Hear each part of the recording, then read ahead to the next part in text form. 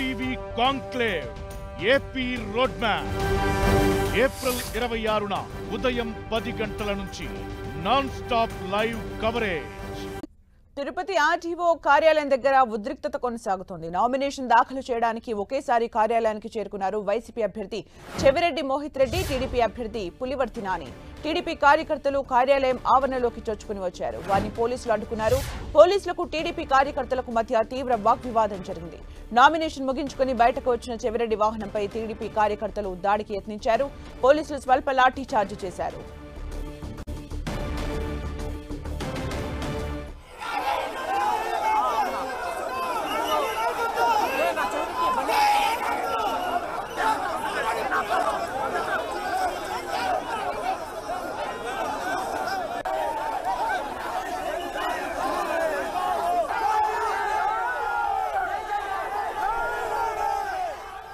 ఇక టీడీపీ కార్యకర్తలపైన పోలీసులు లాఠీ చార్జ్ చేశారు. ఇక మరిన్ని అప్డేట్స్ మా ప్రతినిధి మురళి అందిస్తారు. మురళి.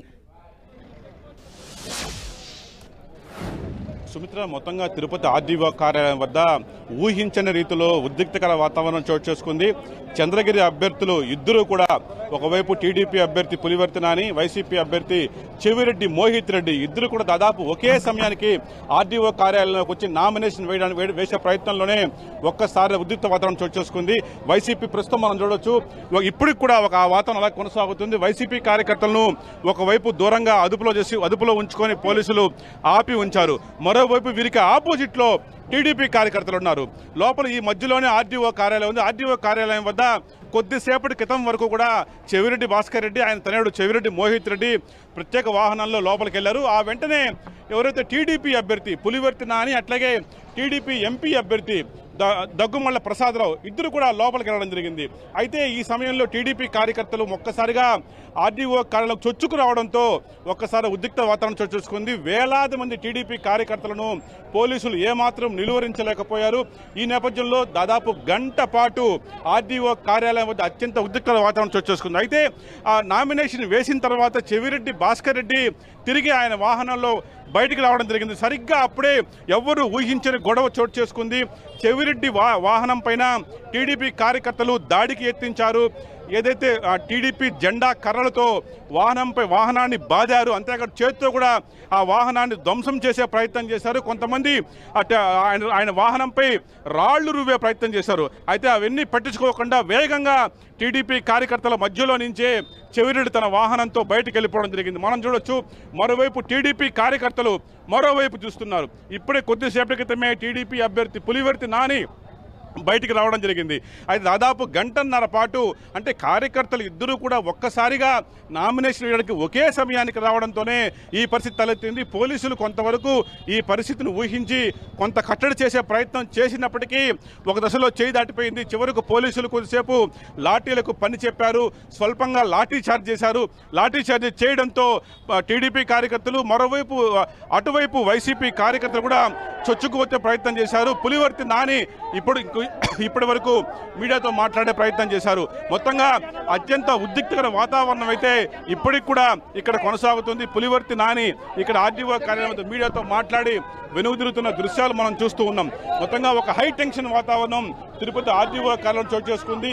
ఒక్కసారిగా రాళ్లు రువ్వడం, చెవిరెడ్డి వాహనం పైన దాడికి తెగబడడం లాంటి ఘటనలు చోటు చేసుకున్నాయి. అంటే మురళి, నామినేషన్ కి వెళ్తున్నప్పుడు అభ్యర్థులు ర్యాలీలు తీయడం ఇవి సర్వసాధారణం. ఎందుకని ఆర్టీఓ కార్యాలయం దగ్గరికి కూడా కార్యకర్తల్ని అనుమతించడం ఎంతవరకు కరెక్ట్? దీనికి ఎలాంటి రిస్ట్రిక్షన్స్ లేవా? అట్ ద సేమ్ టైం ఎవరైనా అదుపులోకి తీసుకున్నారా పోలీసులు? నిజానికి మీరు చెప్పినట్టు అట్లే జరిగింది. అంటే ఆర్డీఓ కార్యాలయం వద్ద వైసీపీ కార్యకర్తలు అయితే 100 మీటర్ల దూరంలోనే ఆగిపోయారు. కానీ టీడీపీ కార్యకర్తలు మాత్రం అవి కొంత అత్యుత్సాహంతో ఆర్డీఓ కార్యాలయానికి చొచ్చుకు రావడంతోనే ఈ ఘటన చోటు చేసుకుంది. అంతేకాకుండా అంటే ఎప్పుడైతే టీడీపీ కార్యకర్తలు లోపలికి వచ్చారో వారిని కట్టడి చేయడం పోలీసులు కూడా ఏమాత్రం సాధ్యం కాలేదు. అయితే అదే సమయంలో నామినేషన్ ముగించుకొని చెవిరెడ్డి తన వాహనంతో బయటికి వెళ్ళినప్పుడు ఒక్కసారిగా కార్యకర్తలు చెవిరెడ్డి వాహనం పైన రాళ్లు రువ్వారు, చేత్తో ఆ వాహనం పైన బాదారు, కర్రలతో కొట్టే ప్రయత్నం చేశారు. ఏమాత్రం ఊహించని చెవిరెడ్డి వాహన కాన్వాయ్ ఒక్కసారిగా అక్కడి నుంచి వేగంగా బయటికి వెళ్ళిపోవడం జరిగింది. అయితే ఈ పరిణామాలతో తెలుసుకున్న అటువైపు ఉన్న వైసీపీ కార్యకర్తలు తీవ్ర ఆగ్రహానికి గురయ్యారు. తాము క్రమశిక్షణ పాటించి చాలా దూరంగా ఆగిపోయాం, కానీ టీడీపీ కార్యకర్తలు మాత్రం లోపలికి వచ్చేసి తమ వాహనం పైన దాడికి తెగబడ్డారని చెప్పి తీవ్ర స్థాయిలో మండిపడ్డారు. దీంతో ఒక్కసారిగా ఉద్రిక్త వాతావరణం చోటు చేసుకుంది. మొత్తంగా మనం చూడొచ్చు, నామినేషన్ వేసిన తర్వాత పులివర్తి నాని బయటకు వచ్చారు. ఆయన ఒక్కసారిగా మీడియాతో మాట్లాడుతున్నారు. పులివర్తి నాని మీడియాతో మాట్లాడుతున్నారు. ఒకసారి మనం లైవ్ లో లేదు అనేసి పోయిన 2019లో ఏ విధంగా చేసినాడో అదే విధంగా ఈరోజు చేయాలనుకుంటాను. అతను ఏమి చేసినా మేము దెబ్బలు తినేంత రెడీగా ఉండం. ఇటువంటి ట్రాప్ లో మా కుటుంబ సభ్యులు పడం. మీరు చూస్తుంటారు ఏ విధంగా రాళ్ల దాడి చేశాడో. మేము మే 13వ తేదీ తర్వాత వాళ్ళకి మేము బుద్ధి చెప్పాల్సి. పోలీసులు కొందరు అధికారులు ఉంటారు కదా, అందరూ కాదు కదా, కొందరు అధికారులు అట్లుంటారు. వాళ్ళకి చెప్పే టైం దగ్గర వస్తుందండి. ఘటనకి చెవిరెడ్డి భాస్కర్ రెడ్డి కుటుంబ సభ్యులు, చెవిరెడ్డి భాస్కర్ కుటుంబ సభ్యులే బాధ్యత, మాకు సంబంధం లేదు. వాంటెడ్గా రెచ్చగొడుతున్నారు.